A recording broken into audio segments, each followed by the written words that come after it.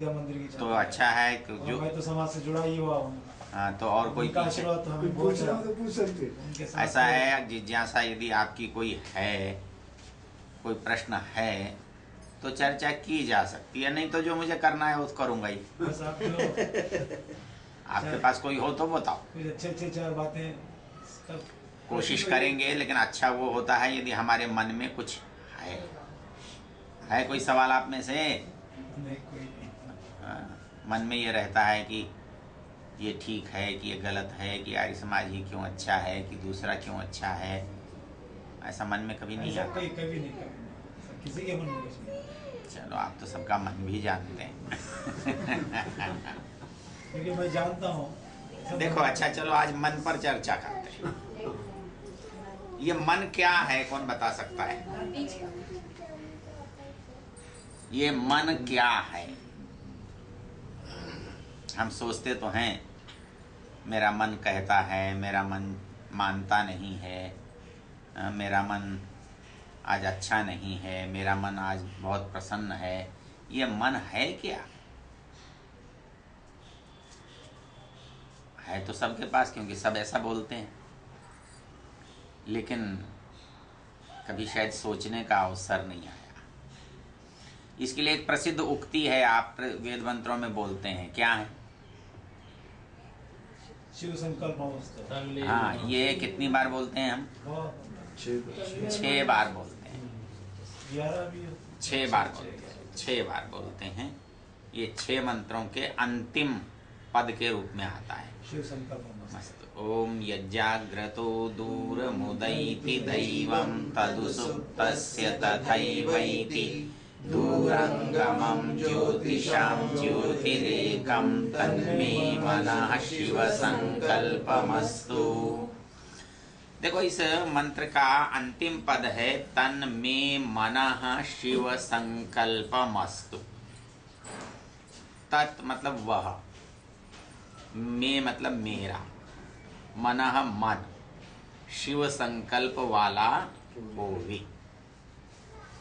जो सारा जो संकट हमारे जीवन में आता है मन को लेकर आता है। अपने यहाँ गीता में बड़ी सुंदर पंक्ति है, मन एव मनुष्याणाम कारणम बंध मोक्षयो। मन के हार है, मन के जीते जी। मतलब मन एक सामर्थ्यवान तत्व है। अब सोचना यह है कि मेरा मन, तो मन मैं हूं या मैं से अलग हूं? क्या विचार है? ये तो सब जानने वाले बैठे हैं, इनकी चर्चा नहीं है।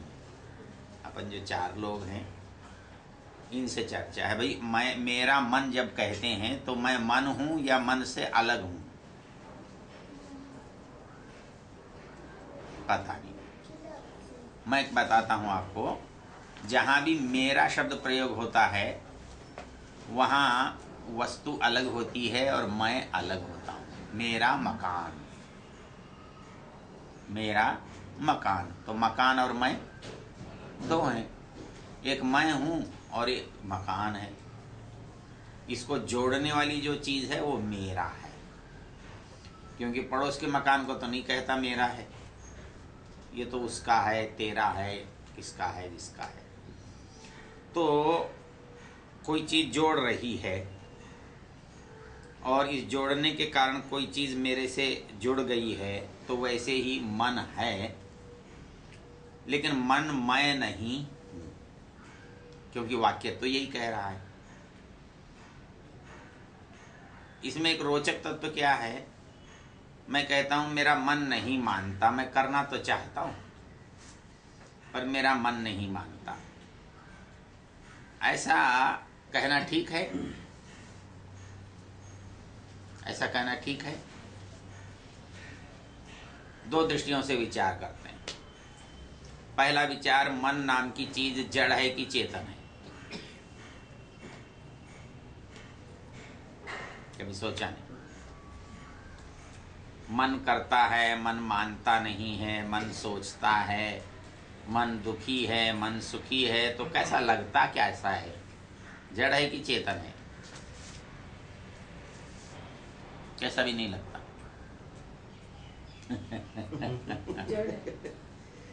आप तो पढ़े लिखे, आपकी बात तो हो ही नहीं है। हम तो बनेगी। हाँ, वो तो ऐसा है, आप प्रवचन देने लगोगी तो हमको बुलाएंगे नहीं। इसलिए उसका कोई विवाद नहीं। देखो, प्रयोग से तो ऐसा लगता है कि मन चेतन है, चेतन है ना। लेकिन दुनिया में कोई भी जो चीज मेरी है, जिसे मैं मेरा कहता हूं, वो चेतन है नहीं।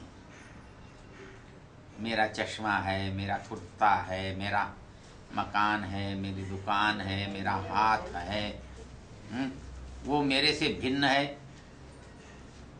और चेतन भी है तो भी भिन्न है, और जड़ है तो भी भिन्न है। बहुत अच्छा। मेरा घोड़ा है, मेरी गाय है, मेरा गधा है। लेकिन गधा और मैं, इसमें बहुत अंतर है। तो जो संबंध मकान से है, दुकान से है, गधे से है, गाय से है, वही संबंध मेरा मेरे मन से है। मन की दो परिस्थितियां हो सकती थी, या तो जड़ होता या चेतन। तो चेतन तो समझते हो, आप हाँ करोगे तो इनकी हाँ नहीं होती। आप तो समझदार हो, आप हाँ कर दोगे तो ये चुप हो जाएगी। जड़ और चेतन क्या भेद करते हैं भाई? हमारे भाई सामने बैठा है, इसी से पूछ लें। इसके सिर में फूल पड़े हैं तो परिवार का सदस्य तो होगा ही।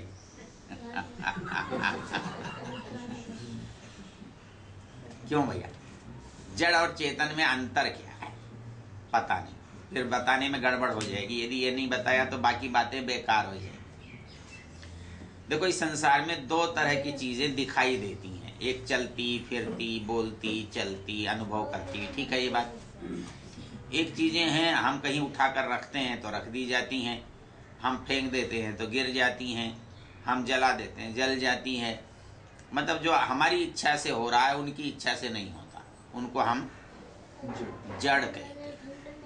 ये टेबल है, ये सोफा है, ये थैला है, ये कुर्ता है, जो काम में आ रही हैं, इनका अपना कोई मतलब नहीं है।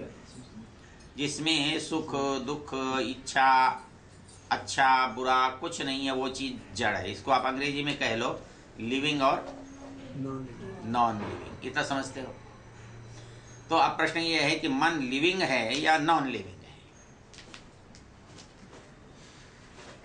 कैसा लगता है? होने तो जो है लिविंग लगता है ना। यदि लिविंग है तो मैं से मेरा मन अलग है, और वो मानता नहीं है, वो मानता नहीं है।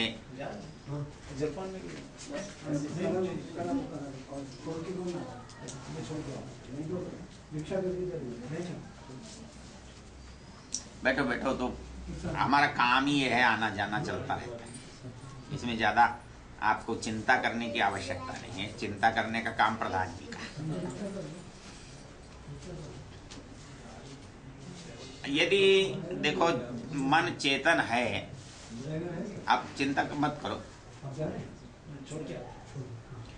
यदि मन चेतन है तो मन की सत्ता अलग हो जाएगी, और शरीर में मेरी सत्ता अलग हो जाएगी, और एक शरीर में दो चेतन नहीं होते।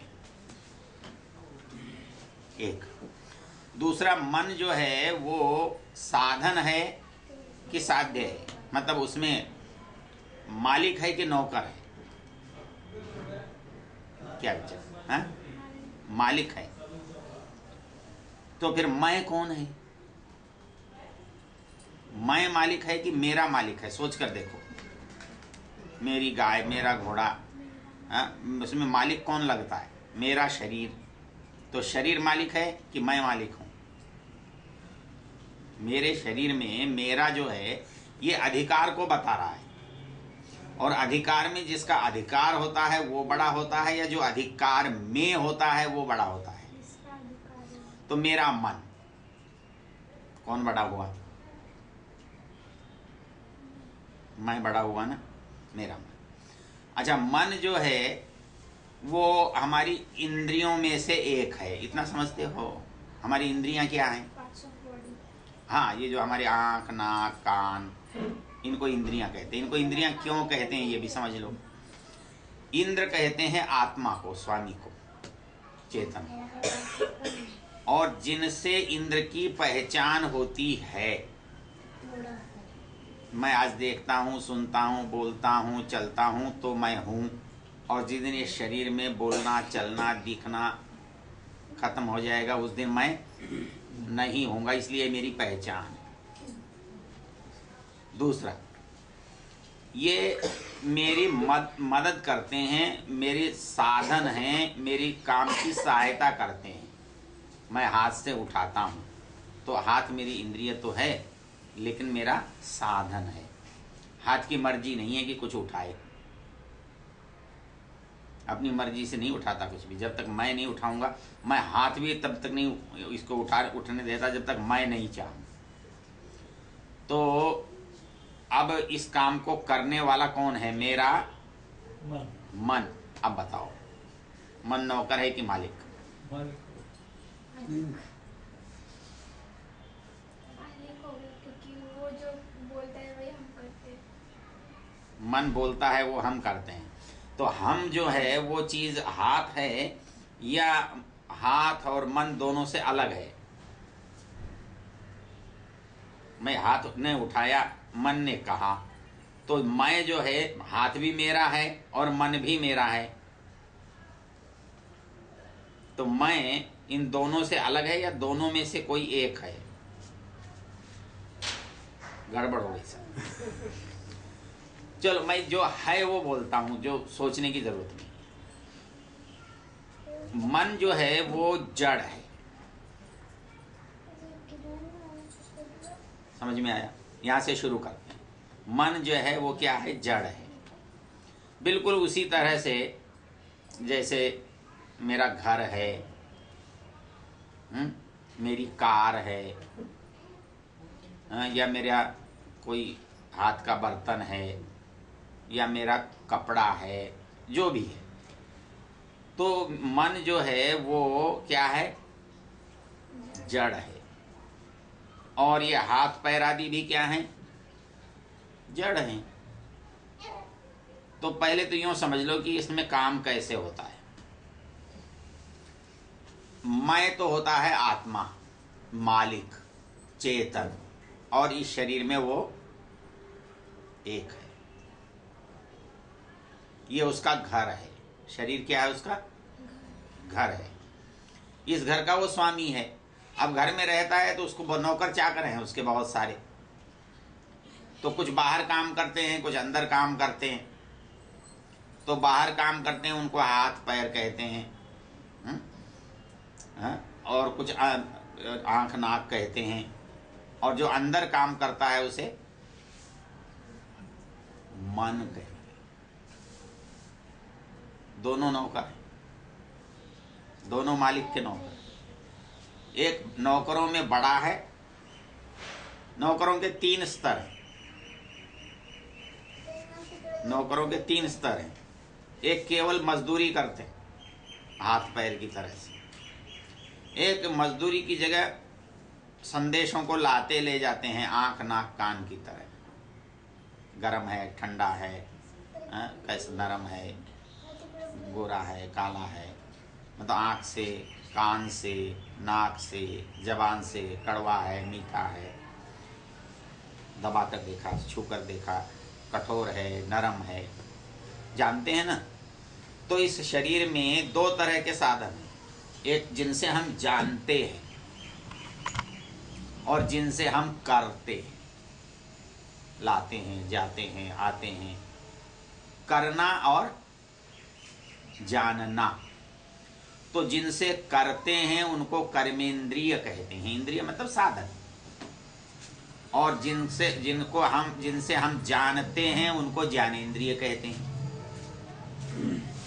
जिनसे हम जानते हैं ये मीठा है, ये कड़वा है, ये अच्छा है, ये बुरा है। तो जब बाहर की चीजों को हम जानते हैं तो ये 10 से जानते हैं, हाथ नाक कान पैर आदि से करते हैं, हाथ पैर आदि से। ये तो बाहर का काम करने वाले हैं। और इसीलिए इनको बाह्य करण कहते हैं। करण का मतलब साधन।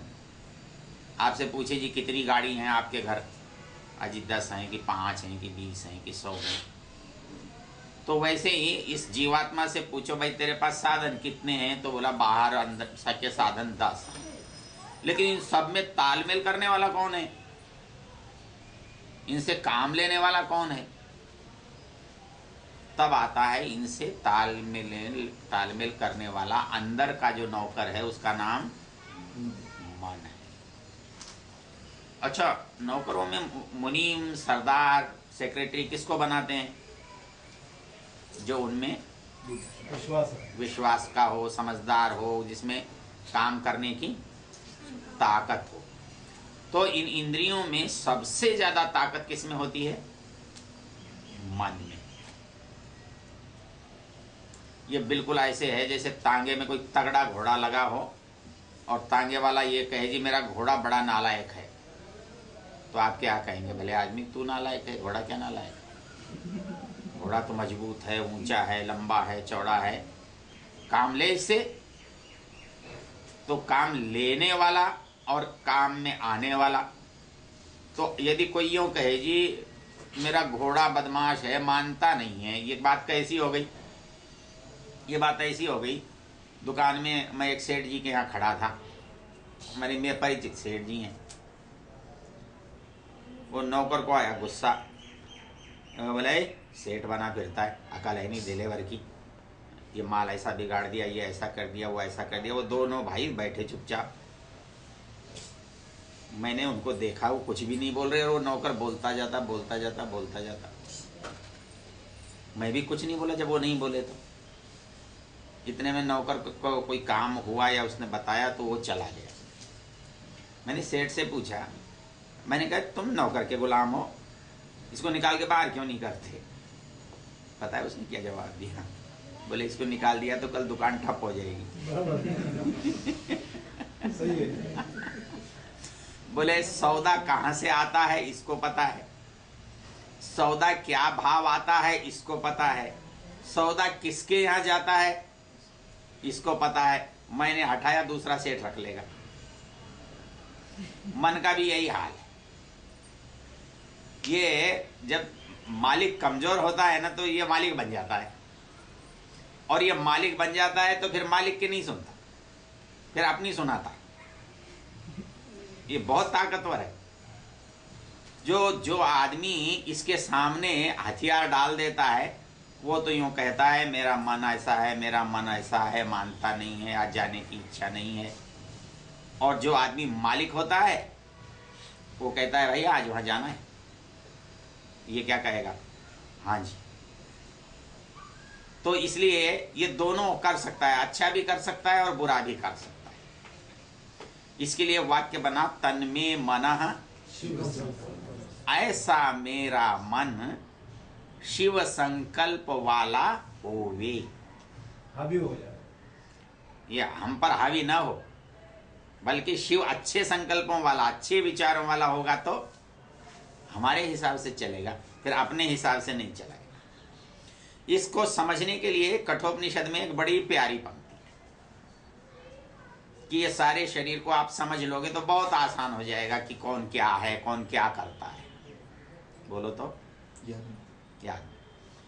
आत्मानं रथिनं विद्धि शरीरं रथमेव तु बुद्धिं तु सारथिं विद्धि मनः प्रग्रहमेव च इंद्रियाणि हयानाहुर्विषयांस्तेषु गोचरान् आत्मेन्द्रियं मनोयुक्तं भोक्तेत्याहुर्मनीषिणः।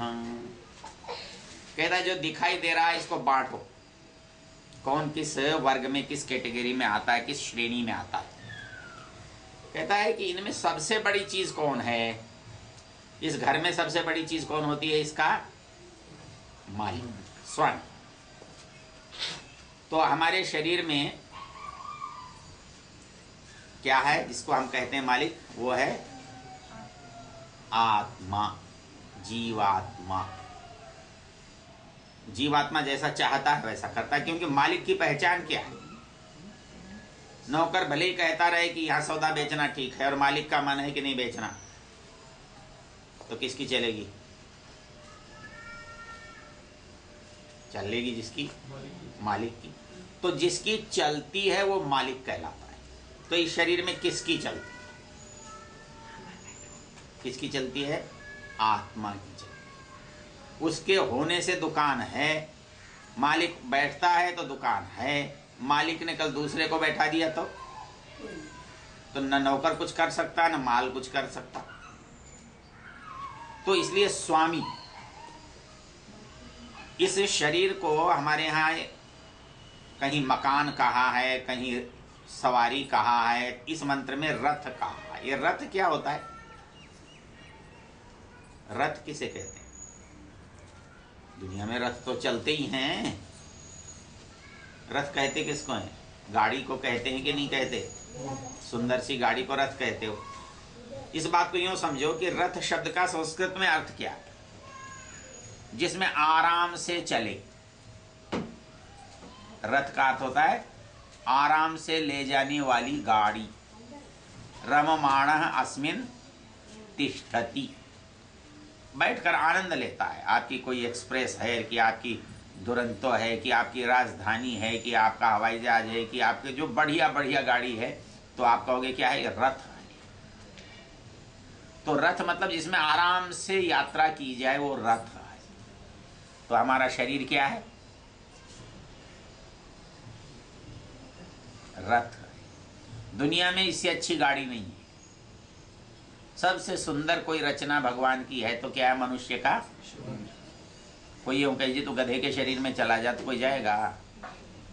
कोई बोल नहीं सकता, कोई चल नहीं सकता।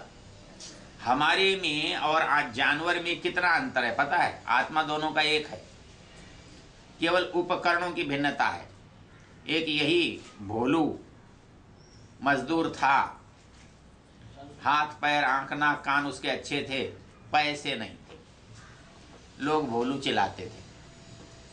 थोड़े दिन बाद उसके पास पैसे हो गए, वो भोलाराम सेठ बन गया।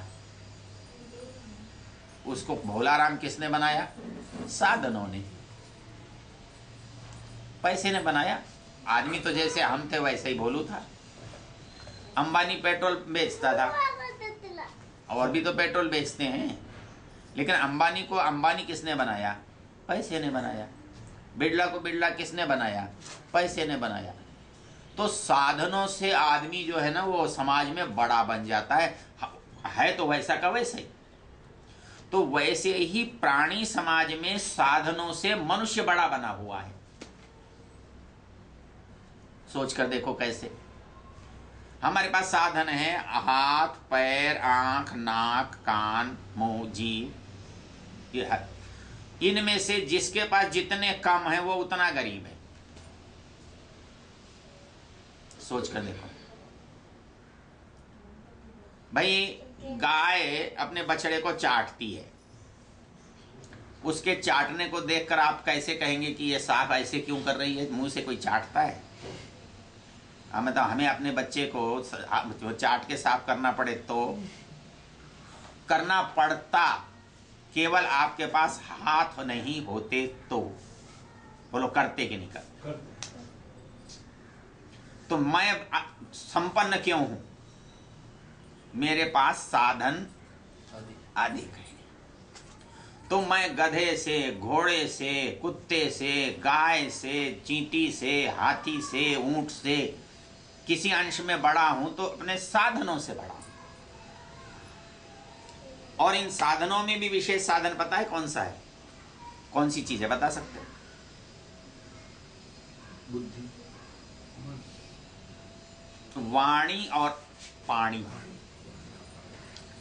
पाणी कहते हैं हाथ को और वाणी कहते हैं। जितने प्राणी हैं जगत में उनके पास यदि किसी चीज की कमी है तो देखो क्या है। मतलब मैं कुत्ते से इसलिए ज्यादा बेहतर हूं कि कुत्ता जब अपने कान साफ नहीं कर सकता, कुत्ता स्नान नहीं कर सकता, लेकिन मनुष्य कर सकता। एक दिन स्वामी सर्वानंद जी महाराज के आश्रम में थे हम दीनानगर, तो उन्होंने कुत्ता पाल रखा था बड़ा। वो औरों को तो डराता था, पर स्वामी जी आवाज देते थे तो ऐसा भाग कर आता था, पूछो। स्वामी जी ने उसे बुलाया और उसे लिटा लिया, बोले लेट जा। वो लेट गया। स्वामी जी ने कपड़ा निकाला, उसके कान साफ करने लगे। हम सब हंसने लगे।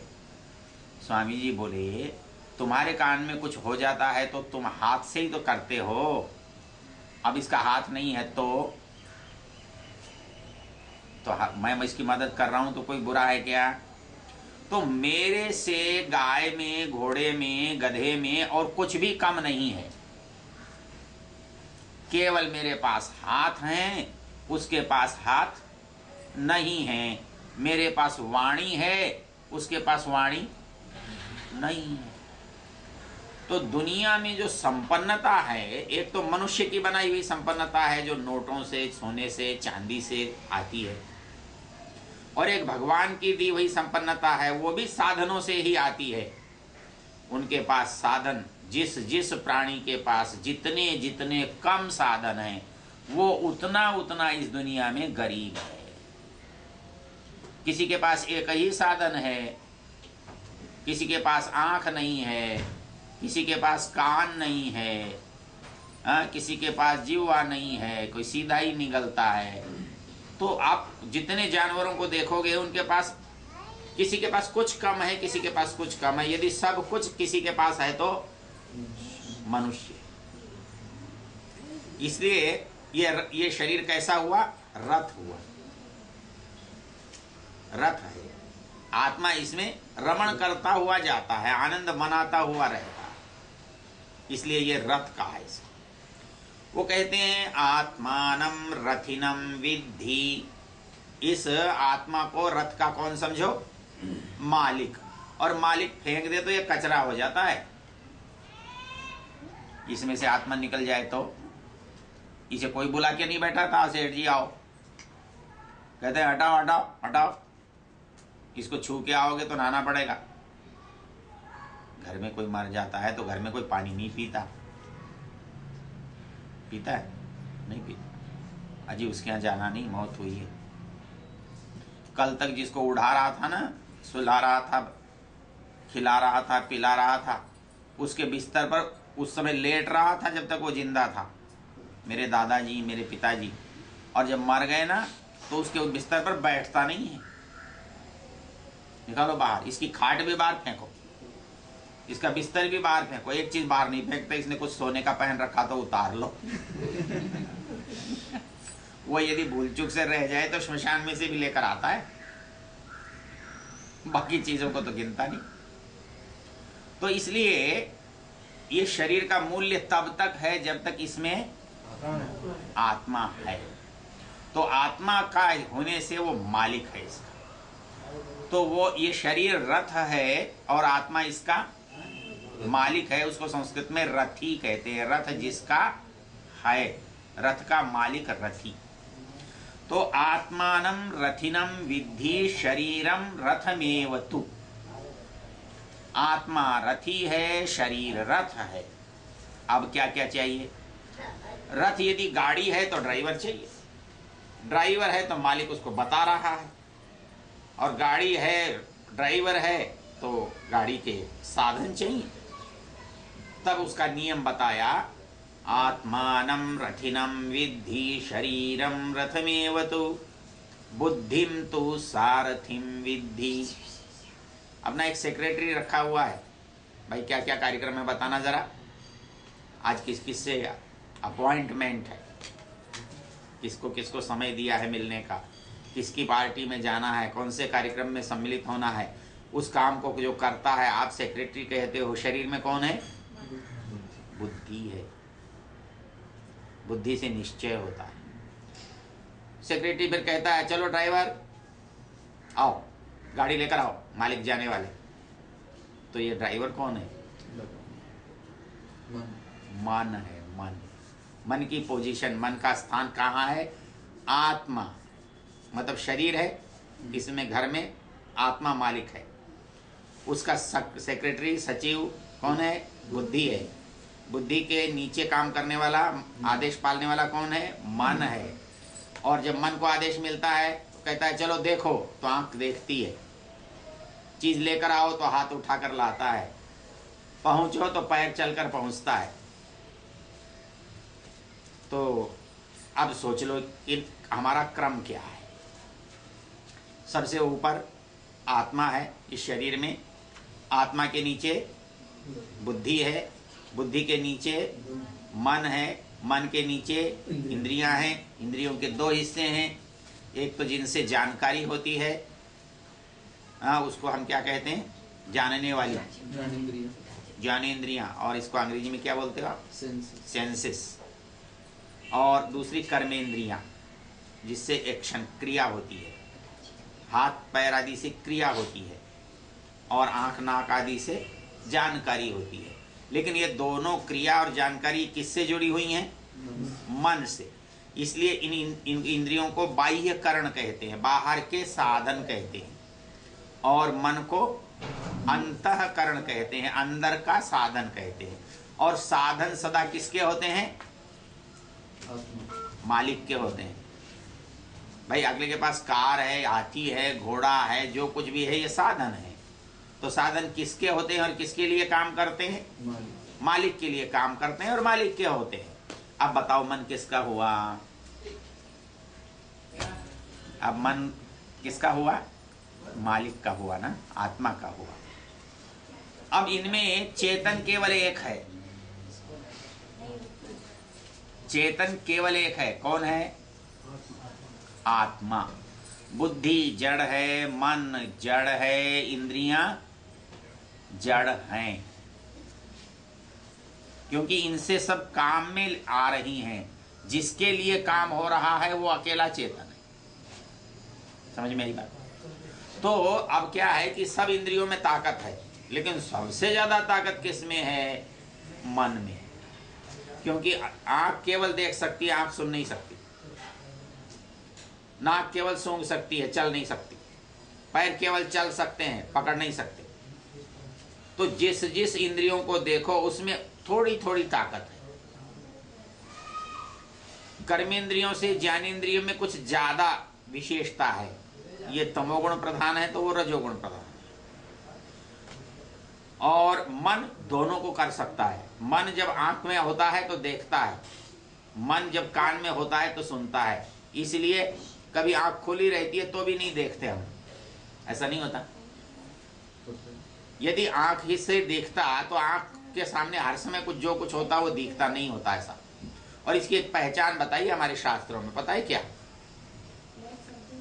मन की सबसे बड़ी विशेषता क्या है, हाँ, युगपत ज्ञानानुत्पत्तिर मनसो लिंगम।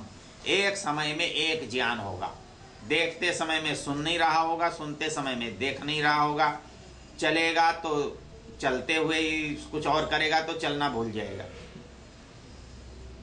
एक समय में एक काम करना। जब मन आंख में होगा तो देखेगा, मन कान में होगा तो सुनेगा, मन पैर में होगा तो चलेगा।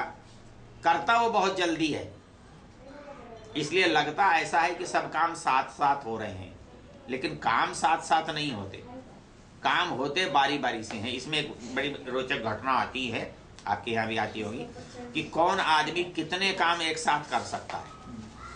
पढ़ा है आपने, इसके बारे में पढ़ा है? हाँ, भारत में एक शतावधान दशावधान लोग होते थे। उनकी विशेषता ये थी कि आप जैसे 4 काम हैं तो 4 व्यक्ति उनसे सवाल करेंगे, चारों का जवाब देंगे।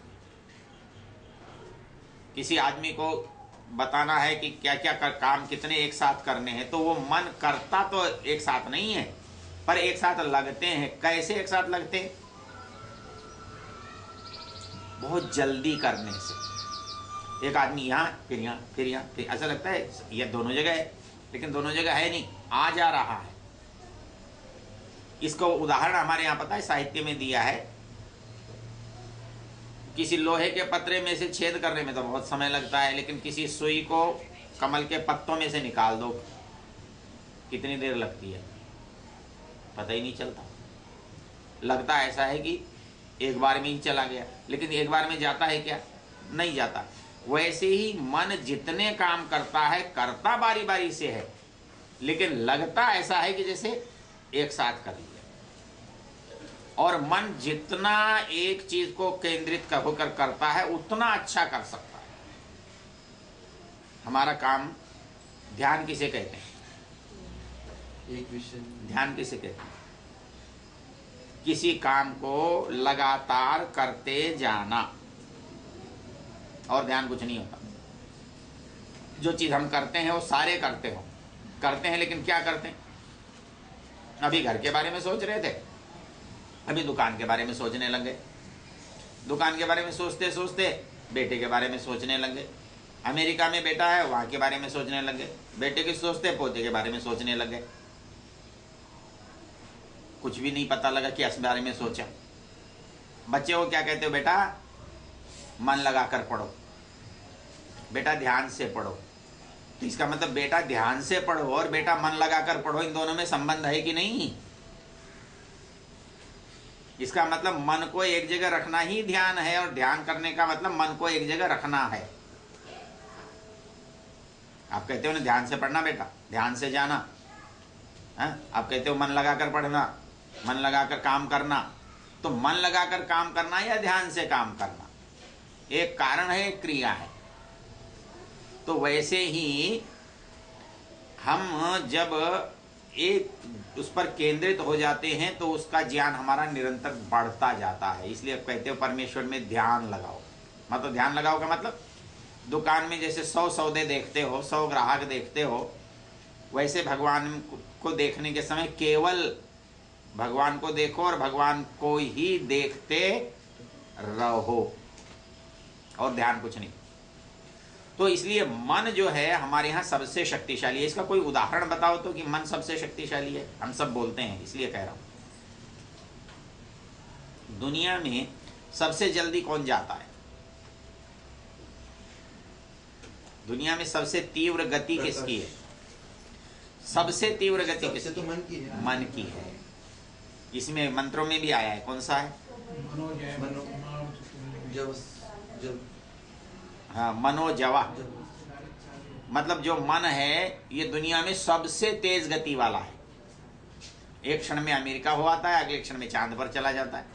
न इसे अमेरिका जाने में देर लगती है, न चांद पर पहुंचने में देर लगती है। तो जो चीज इतनी ताकत वाली हो और इतने ताकत वाली चीज किसी की सेवा में हो, तो सेवक बड़ा कि स्वामी बड़ा? कौन बड़ा? अरे भाई, इस देश का प्रधानमंत्री है, बहुत बड़ा है, लेकिन देश बड़ा कि प्रधानमंत्री बड़ा? देश। तो वैसे ही मन जो है हमारा बहुत बड़ा है, लेकिन किससे बड़ा है? आत्मा से बड़ा। तो बड़ा कौन हुआ? मालिक।